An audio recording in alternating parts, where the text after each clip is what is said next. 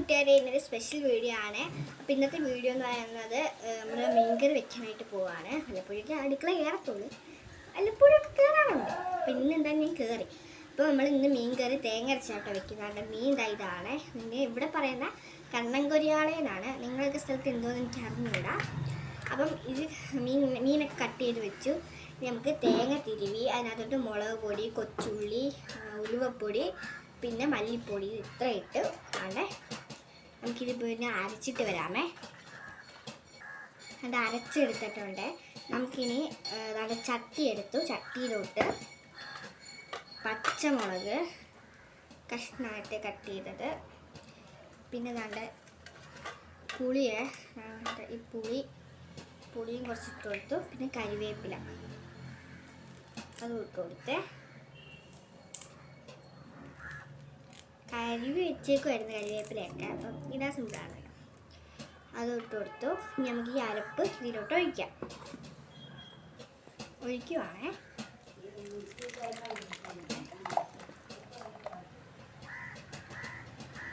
ഒഴിച്ച് കഴിഞ്ഞു. ഇനി നമുക്കിത് നമുക്കിത് അടുപ്പിൽ കൊണ്ട് വയ്ക്കാമേ. നമ്മളിതാ ഈ അരപ്പ് നമ്മളിതാ അടുപ്പിലോട്ട് വെക്കുവാണേ. അടുപ്പിലോട്ടല്ല, ഗ്യാസിലോട്ട് വെക്കുവാണ്. നമുക്ക് തീ കത്തിച്ച് കൊടുക്കാം. നമ്മൾ കത്തിക്കുവാണേ. ഗ്യാസ് കത്തിച്ചു. ഭയങ്കരമായിട്ട് അടച്ച് ഇരുട്ട് പോകണം.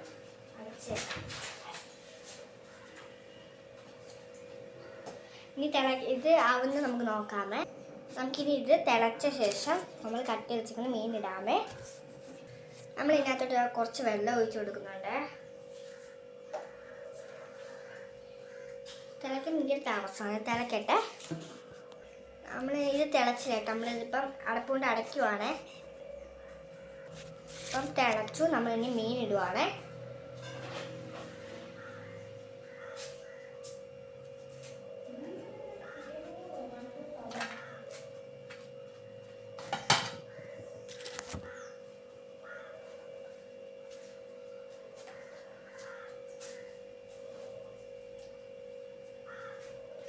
നമുക്കിതിനാണ്ട് വേറെ അടപ്പുണ്ട്.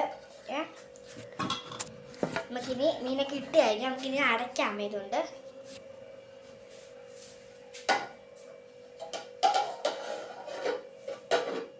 ഇനി അടച്ച് വെച്ച് നമുക്കിതായിട്ട് നോക്കാമേ. അപ്പം നമുക്ക് ജസ്റ്റ് ഒന്ന് കലക്കി കൊടുക്കാമേ. അത്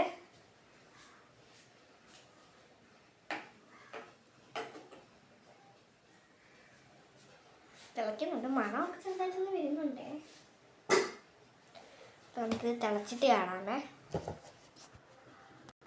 അപ്പം നമുക്കത് തുറന്നിട്ട് ലേശം വെളിച്ചെണ്ണ ഒഴിച്ച് കൊടുക്കാമേ.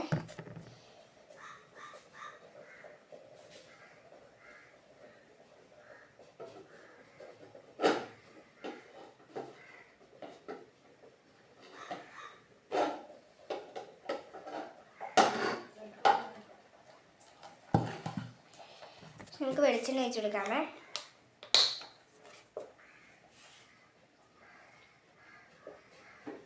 വെളിച്ചെണ്ണ ഒഴിച്ച് കൊടുത്തു. ഇനി നമുക്കൊന്ന് ജസ്റ്റ് ഒന്ന് ഇളക്കിയിട്ട് അടച്ചു വയ്ക്കാമേ. അപ്പം നമ്മുടെ മീൻകറി ആയിട്ടുണ്ട്. അപ്പം ഇതാണ് എൻ്റെ മീൻകറി. കണ്ടോ, മീൻകറി തിളച്ചു. ഇനി ഇത് കഴിച്ചിട്ട് എൻ്റെ വീട്ടുകാരുടെ അവസ്ഥ എന്തോന്ന് എനിക്ക് അറിഞ്ഞുകൂടാ. എനിക്ക് ജീവനുണ്ടെങ്കിൽ നമുക്ക് നാളെ കാണാമേ. ബൈ.